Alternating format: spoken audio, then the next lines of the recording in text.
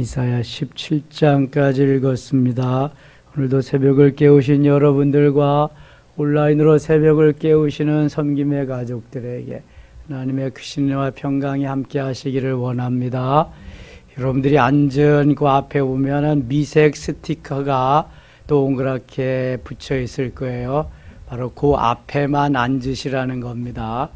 이제는 한 의자에 한 명 내지는 두 명씩만 그렇게 앉으셔서 예배하고 기도하고 그러면 좋겠습니다. 드림홀에도 널찍널찍하게 그렇게 붙여 놓았습니다. 하나님께서 이스라엘 백성들을 사랑하시죠. 택한 백성들을 사랑하신다는 겁니다. 모든 하나님의 자녀들을 물론 사랑하시고 하나님이 만드신 모든 생명들을 사랑하시지만 특별히 하나님의 자녀들에게 관심이 있습니다. 하나님의 자녀들에게 복을 주시기를 원하십니다. 그리고 하나님의 자녀들을 힘들게 어렵게 하는 무리들은 언젠가는 제거하십니다. 그래서 원수들이 잘 되는 거, 형통하는 거를 부러워하지 말라고 하십니다. 하나님을 믿고 구원받은 하나님의 자녀가 가장 행복한, 가장 복된 삶을 살아가게 됨을 하나님이 계속해서 말씀하는 게 나만 믿어라, 나만 따르라, 나만 섬기라, 우상을 섬기지 말라는 것이 그래서 계속되는 선지자의 메시지입니다. 하나님께로 돌아와야 산다. 하나님을 섬기고 따라야 길은 바로 여기 이거밖에 없다고 하는 그러한 말씀이 계속되어지는데 백성들은 그 말씀을 잘 듣지 않습니다. 지금도 우리가 나가서 복음을 전하면 그 말씀을 받아들이는 사람보다는 받아들이지 않는 사람이 더 많습니다. 그리고 하나님을 믿는 예수 그리스도를 믿는 사람들의 위상이 점점 떨어질수록 그 강도는 더 낮아지는 거지요. 믿겠다고 돌아오는 사람들은 점점 적어지는 것입니다. 그러나 어떻게든지 그 생명은 살아 역사하십니다. 하나님이 그래서 남은 자의 사상, 환난과 핍박과 박해 속에서도 남은 자들을 통해서 하나님의 역사는 이어간다는 것입니다. 남은 자, 렘넌트. 그래서 남은 자가 중요합니다. 12장 가겠습니다. 12장. 그날에 내가 말하기를 여호와여 주께서 전에는 내게 노하셨으나 이제는 주의 진노가 돌아섰고 또 주께서 나를 안위하시오니 내가 주께 감사하겠나이다 할 것이니라. 2절 3절 같이 읽을게요. 보라 하나님은 나의 구원이시라. 내가 신뢰하고 두려움이 없으리. 주 여호와는 나의 힘이시며 나의 노래이시며 나의 구원이시며 그러므로 너희가 기쁨으로 구원의 우물들에 물을 기르리로다. 아멘. 하나님은 나의 구원이시라.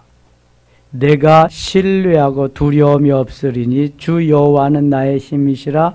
나의 노래시며 나의 구원이.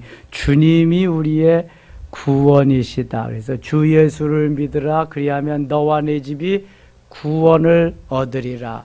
예수 이름을 부르는 자는 구원을 얻으리라.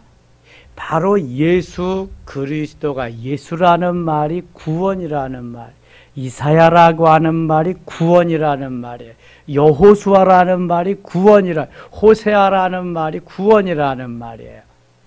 하나님께서 우리에게 구원의 선물을 주시기 위해서 하나님이 사람의 몸을 입고 이 땅에 오셨어요. 그분이 누구예요? 예수 그리스도. 그래서 예수 그리스도로 말미암아 구원을 얻게 하시는데 어떤 자에게, 믿는 자에게, 이것을 오늘 이사야는 구원의 우물에서, 그 우물에서 나오는 물을 마시는 자에게 구원을 주시리라. 그래서 3절에 그러므로 너희가 기쁨으로 구원의 우물물에서 물을 기르리로다. 우물물에서 물을 길어서 먹는 자마다 구원을 받으리라. 그러한 말이죠. 자, 우물은 지금은 자연, 민속촌 같은 데나 가고 그래야 볼 수가 있습니다. 웬만한 우물들은 다 막아 놓았습니다. 이경숙 권사님네 집에서 이렇게 조금 올라가면 막아 놓은 우물이 있어요. 지금은 우물에서 누가 물을 기르려고 하는 사람이 없습니다. 물은 다 어디에서 나와요? 지금은 도시에나 시골이나 어디에서 나와요? 수도꼭지만 틀면 나오죠. 뭐 그냥 수도꼭지만 틀면 물이 쩔쩔쩔쩔 나오는 거예요. 그러나 여러분, 저희 어린 시절에는 수도꼭지 구경도 못해요. 무슨 수도꼭지가 있어요? 조금 괜찮은 집이 펌프 넣는 거예요. 펌프. 그래서 펌프는 꼭 무슨 물이 있어야 펌프가 물이 밑에서 솟아올라요? 마중물이 있어야 돼. 마중물. 그래서 물을 다 쓰면 안 되고 마중물을 준비했다가 넣어야 마중물 때문에 밑에 물을 퍼올릴 수 있는 게 펌프 작용이에요. 그 전에는 이제 대부분 다 우물입니다. 우물. 그래서 얕은 우물은 표주박 이런 바가지로 퍼서 먹기도 하고, 물이 없는, 그러한 곳이 없는 곳은 우물을 파야 돼요. 몇 미터 파면 나오는 샘도 있고 10미터, 수십 미터 파야 나오는 우물도 있습니다. 지금같이 무슨 기계가 있어서 기계가 드르륵 해가지고 파내는 것이 아니라 또 그냥 뭐 파이프를 박아가지고 퍼내는 것이 아니라 옛날엔 사람이 다 파야 돼요. 그러니 그 우물을 샘 날 때까지 판다는 게 쉽지 않잖아요. 파면은 거기서 샘이 뿅뿅뿅뿅 물이 나옵니다. 그러면은 두레박이라고 하는 걸로 해가지고 물을 퍼내는 거예요. 두레박을 계속하면 힘들잖아요. 그래서 지혜가 생겨서 한 것이 산바리, 쭉 기둥 같은 거를 산바리를 세워서 위에 뭘 매달아요? 도로래를 매달고 거기에다가 쭉 두레박의 끈이 길지요. 그래서 거기서 밑에까지 쫙 퍼올리는 거 훨씬 쉽잖아요. 그냥 들어올리는 것보다 도로래로 해서 퍼올리는 거. 그렇게 우물에서 물을 퍼올려서 물을 마시고 살아. 샘물입니다. 근데 그 샘물은 어떻게 생길까요? 비가 와야 돼. 비가 오면은 일단 땅에서 농작물이, 나무나 풀들이 그것을 먹고 살잖아요. 그리고 나머지는 땅 속으로 스며들어갑니다. 땅 속으로 스며들어가서 이게 물이 생겨서 그 땅 속으로 스며들어가면서 모든 정화작용을 다 하는 거죠. 모세혈관같이 정화작용을 다 해서 샘물에 이렇게 그 물들이 고여 있어요. 그래서 거기를 파면은 물이 거기서 이제 나오는 거죠. 오염되지 아니한 샘물. 옛날엔 오염이 없잖아요. 지금은 각종 모든 많은 것들이 땅 위에서 불순물들이 들어가서 오염이 되지만, 그래서 오염되지 아니한 샘물을 파다가 생수라고 파는 거잖아요. 옛날엔 다 생수예요. 다 생수. 옛날에는요, 그냥 개울에서 물 내려오는 거 먹고 살았어요. 그냥 논에 가서도 여름에 그냥 목마르면 먹고 살고요. 한강물도 먹고 살고요. 예. 뭐 옛날엔 오염이라는 게 없으니까. 지금도요, 저 아프리카 지역에 가면은요, 물이 없어가지고, 아프리카는 사막지대가 많으니까 물이 귀하잖아요. 그리고 문화가 발달되지 않아서 기술이 없잖아요. 우물을 팔 수 있는 힘과 능력이 없어요. 그러니까 20리, 30리 가서 물이 고여 있는 곳에는 가서 물을 찾아가 물동이고 가는 거예요. 100km씩. 근데 그 물이 아주 맑은 물로 남아있느냐 하면 그렇지 않고 오염이 되고 그냥 흙탕물이고 그런 것도 먹어야 사니까 그걸 맛있는 거야. 기로다가 그거 먹고는 다 또 이제 병이 걸리는 거죠. 그래서 의료 체계와 이게 샘물, 물 체계가 없으니까 그렇게 아주 심하게 어려움을 당하는 거예요. 선교사들이 가서 가장 많이 하는 일들이 그래서 우물 파주는 일들, 그리고 질병 퇴치하게 하는 의료 행위, 이런 걸 가장 많이 이제 해주는 거죠. 여러분, 우리는 너무 행복한 삶을 사는 거예요. 복받은 삶을 사는 거예요. 요거 그냥 뭐 딱 그 수도꼭지만 틀면은 잘잘잘잘 물이 나오잖아요. 하고 싶은 대로 샤워하고 싶은 대로 다 하고 그냥 뭐 부족함이 없잖아요, 이거. 자, 이것은 구원의 우물물에 가기만 하면 다 이미 만들어 놓은 거 마시기만 하면 되는 거예요. 수도꼭지만 틀면은 물이 나와서 마시기만 하면 되는 거예요. 그런데 사람들이 구원의 우물물에서 물을 마시기를 기뻐하지 않는다는 거예요. 물을 마셔야 돼. 바로 사람의 인체는 80% 이상이 물로 되어 있습니다. 어머니 자궁이 90% 이상이 물입니다. 물. 우리의 태아는 물에서 떠 있다가 물에서 살다가 태어나서 엄마 젖을 먹으면서 물 마시면서 살아가는 거예요. 우리의 체내도 대부분 65% 이상이 다 이게 물인, 뼈도 물로 많이, 살은 대부분 물로, 피는 거의 다 90% 이상이 물이고요. 물이 없으면 살 수 없어요. 그래서 구원의 우물에서 물을 마시라는 건데, 이것이 궁극적인 것은 예수 그리스도가 구원의 우물이 되셔서 우리에게 물을 주러 오신 거예요.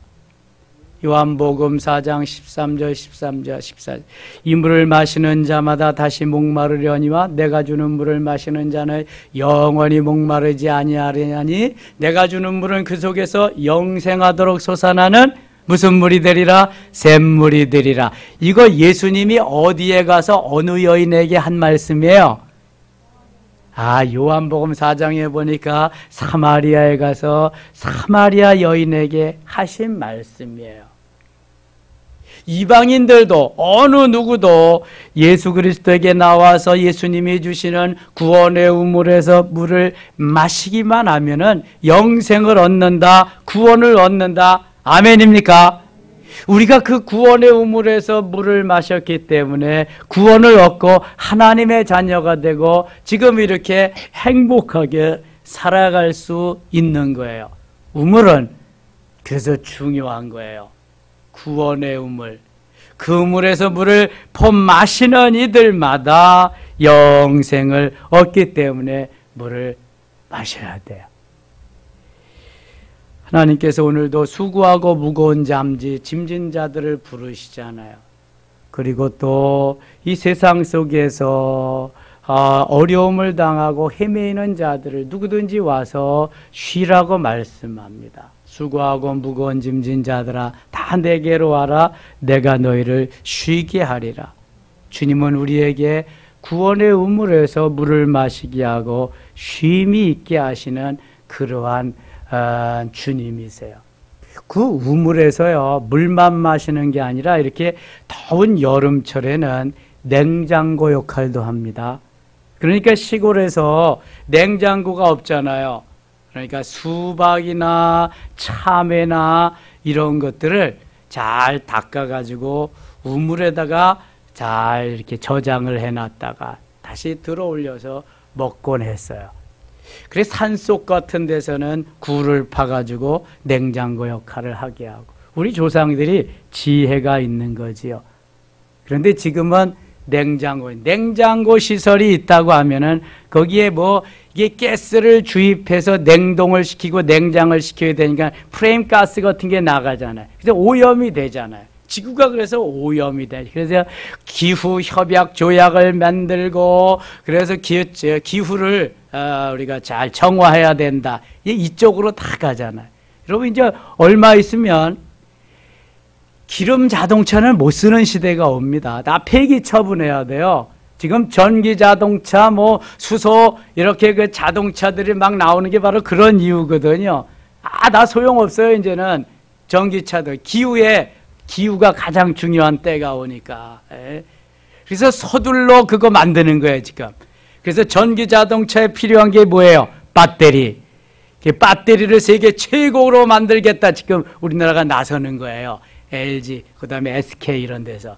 반도체만 많이 만들어가지고 그것만 해가지고는 이제는 안 된다. 이제 반도체와 더불어서 배터리가 세계 경제를 좌우한다. 그래서 거기에 진출하고 가는 거잖아요. 세계 미국의 헝가리에 네덜란드 이런 데 배터리 공장만 막 세우고 지금 막 러브콜 하잖아요. 우리나라가 최강이죠. 지금 배터리 이런 거 그냥. 그래서 점점 하나님이 만드신 자연 속으로 들어가서 우리가 살아야 된다. 이게 지금 언론들의 그리고 또 우리가 그 삶을 지향하는 그거잖아요. 구원의 우물 예수께로 돌아와야 살 수 있다. 4절 그날에 너희가 또 말하기를 여호와께 감사하라. 그의 이름을 부르며 그의 행하심을 만국 중에 선포하며 그의 이름이 높다 하라. 여호와를 찬송할 것은 극히 아름다운 일을 하셨으니 이를 온 땅에 알게 할. 13장 가겠습니다. 13장 9절입니다. 보라 여호와의 날 곧 잔혹히 분냄을 맹렬히 노하는 날이 이르라. 땅을 황폐하게 하며 그 중에서 죄인들을 멸하리니 하늘의 별들과 별무리가 그 빛을 내지 아니하며 해가 돋아도 어두우며 달이 그 빛을 비추지 아니할 것이로다. 지금 하나님께서 바벨론에 대한 경고를 하십니다. 바벨론은 하나님을 믿지 아니하는 우상을 섬기는 나라이기 때문에 거기에 경고합니다. 11절 내가 세상의 악과 악인의 죄를 벌하며 교만한 자의 오만을 끊으며 강포한 자의 거만을 낮출 것이며 12절 같이 읽어요. 내가 사람을 순금보다 희소하게 하며 인생을 오빌의 금보다 희귀하게 하리로다. 아멘. 사람을 순금보다 희소하게 한다. 그러니까 거의 다 없애버리겠다. 싹 쓸어버리겠다는 거예요. 인생을 오빌의 금보다 희귀하게 하리로다. 거의 지나는 사람들이 이제 없게 만들겠다. 그러므로 나 만군의 여호와가 분하여 맹렬히 노하는 날에 하늘을 진동시키며 땅을 흔들어 그 자리에서 떠나게 하리니 그들이 쫓긴 노루나 모으는 자 없은 양같이 각기 자기 동족에게로 돌아가며 자기 본향으로 도망할 것이라. 자기의 각기 본향으로. 본향. 자기의 태어난 것, 출생한 것, 본향. 우리는 이 땅에 살지만 우리의 본향은 어디입니까? 하늘나라입니다. 하늘나라. 본적은 이렇게 대한민국에 이 땅에 있지만 우리의 원적은 그래서 하늘나라예요. 빌립보서 3장 20절에 우리의 시민권은 하늘에 있는지라. 하늘 시민인 줄 믿습니다. 발을 땅에 딛고 살기 때문에 지금 이 땅에 사는 거지요. 발을 땅에 딛고 살지 아니하면 하늘나라에 가서 사는 하늘 시민이야. 하늘 시민권 소유자란 말이죠. 유승준이라고 하는 사람이 거짓말을 했어요. 자기는 국방의무 다 하겠다. 그러니까 군대 안 나가려고 또 미국에 갔어요. 미국 국적까지 있으니까. 그냥 대한민국에서 들어오지 못하게 계속해서 소송도 하고 막 그러는 거죠. 예. 이 미국 시민권을 가지면은 군대 안 가도 되거든요. 근데 자기가 와서 여기서 인기 끌려고 군대 간다 그러다가 다 안 가고 그냥 갔어요. 그리고 이제 군대 안 갈 만한 저기를 다 갖추어서 다 들어온다 그러니까 대한민국 정부에서 미운 털이 박혔잖아요. 예. 지 마음대로 하니까. 그래서 못 들어오게 계속하고 소송하고 그러는데요. 우리는 미국 시민권자가 아니라 미국 시민권보다 훨씬 더 좋은 하늘나라 시민권자인 줄 믿습니다. 하늘나라 갈 이미 티켓을 다 하나님이 발행해 놓으셨어요. 근데 이 땅에서 마음껏 살아라. 하나님 예수 잘 믿고 행복하게 마음껏 살아라. 그리고 난 다음에 내가 너희들을 더 좋은 것으로 불러가리라. 그것이 영혼과 육체가 분리되는 무슨 날이에요? 죽음의 날. 주님 신랑 맞이하는 그날이에요. 그래서 지금은 신부단장하는 시기인 줄 믿습니다. 이 땅에 사람을 순금보다 순금이 더 귀하게 사람이 볼 수 없을 정도로 그렇게 하나님이 다 멸망시키는 그러한 날이 오겠다고 지금 말씀하는데, 우리는 본향으로 돌아갈 준비를 다 하고 있으니까 사람을 있게 하시든지 없게 하시든지 상관이 없어요. 그러니까 코로나 시절에도, 지금 이 시절에도요, 너무 여기에 민감하게 하지 말고 하나님 섬기면서 하나님 은혜 속에서 지킬 건 잘 지키면서 그렇게 믿음으로 살아야지, 너무 그냥 코로나에 매몰되어서 그렇게 살면 안 돼. 예. 이게 뭐 이제 독감같이 이렇게 되어버릴 건데요. 예. 그렇게 옛날에는, 우리 어렸을 때는 천연두를 맞아. 천연두. 우두를 맞았어. 여기 보면은 그래서 다 도장 찍어 놓은 것 같은 거 있잖아요. 이거 뭐 안 하면은 좀 나은 사람이 얼굴이 다 얼고 곰보가 되고 그냥 막 그래. 이걸 맞아야 돼. 그렇지 않으면 막 죽어가는 거죠. 이게 시대마다 전염병들이 다 있었어요. 이게 그전에는 뭐 또 지금은 코로나지만 콜레라라고 하는 전염병이 들어서 얼마나 많은 사람이 죽어갔는지 몰라. 예. 이게 보다 하나님이 광야 시절부터 우리에게 보낸 전염병들인데요. 전염병. 그래서 하나님을 잘 섬기라고, 하나님께로 돌아오라고 이렇게 전염병도 주시고 그런데 점점 멀어지니까 이게 문제잖아요. 깨우쳐 주시기 위한 방편인데, 본향은 가고 싶은 마음이 있는 곳이에요. 저는 강릉에서 군대 생활을 했는데, 강릉은 남대천이라고 하는 큰 천이 있습니다. 개천. 그게 바다로 이어지는 건데, 때가 되면은요, 이 팔뚝만한 연어들이 그냥 연어들이 그냥 막 올라오는데, 그때는 잡지 않습니다. 엄청나게 올라오는데, 그냥 알을 막 거기에다가 다 이렇게 알을 낳고 거기서 부화를 하는 거예요. 그리고 다시 바다로 내려가는 거예요. 이게 희귀 본능이 있어가지고 본향을 찾아와서 거기에서 알을 낳고 다시 돌아가는 거예요. 이게 바다로. 그러니까 민물에 와서 알을 낳고 부화를 시키고 자기들은 이제 다시 바다로, 짠물로 돌아가는 거예요. 이게 희귀 본능이거든요. 본향으로 돌아간다. 온대로 다시 돌아간다. 아, 하나님께서 우리들도 이제 본향으로 데리고 가신다. 그러니까 이게 기분 나쁜 일이 아니잖아요. 우리 육체는 더 오래 살지 못해서 좀 더 오래 살고 싶어 하지만, 내가 온 본향으로 영혼은 돌아가는 거예요. 하나님께로부터 왔으니까. 그리고 신랑 되시는 주님과 영원히 함께하니까 얼마나 좋아요. 우리 육체가 이 영혼의 그 기뻐하고 감격적이고 감동적인 걸 몰라서 그런 거지, 그걸 알면은 그날을 기다리는 거예요. 사모하는 거예요. 그러니까 대의그룹 최의숭 장로님은 교회를 100개 이상 세웠잖아요. 그런데 그분 고백이 그런 거예요. 자기는 두려움, 무서움, 죽음, 이렇게 전혀 상관이 없다. 하나님이 이렇게 나를 통해 역사하셨는데 더 살려주시면 내가 또 선교할 거고. 그분은 그러니까 공휴일 그런 게 없어. 공휴일만 되면은 비행기 타고 해외 나가서 선교하니까 교회 짓고. 살려주시면 전도, 선교하는 거고, 하나님 불러가시면, 나 복음 전하다가 불러가셨으니까 난 스데반과 같이 순교다, 순교. 선교다, 순교다. 둘 다 너무너무 좋은 거니까 항상 좋은 거지, 항상.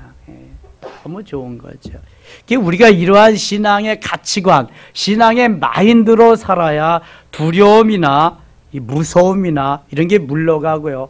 오늘도 어떤 환경과 처지에서 행복하게 살 수 있어요. 이렇게 되시기를 축원합니다.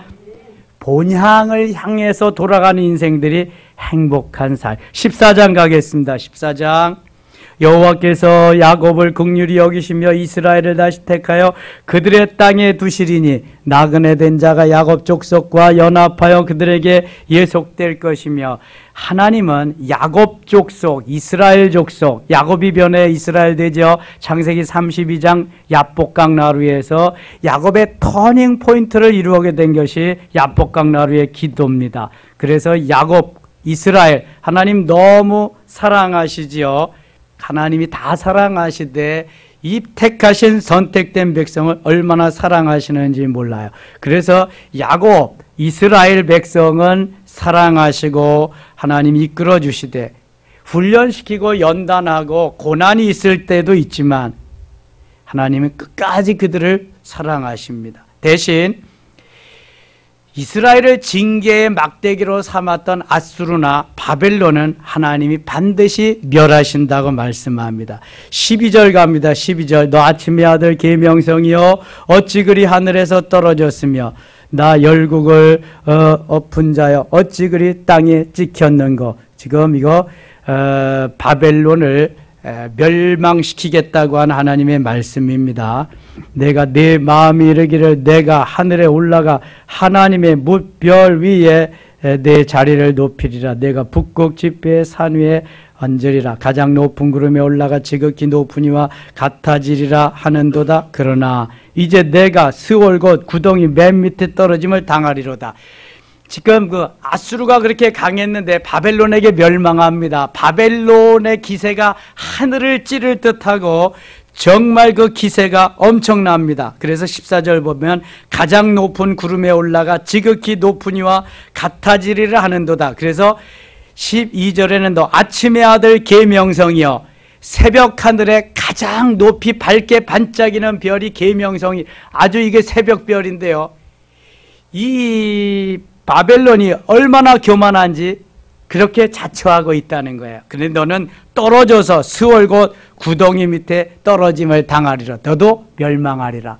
그러므로 바벨론이 메대 바사에게 멸망합니다.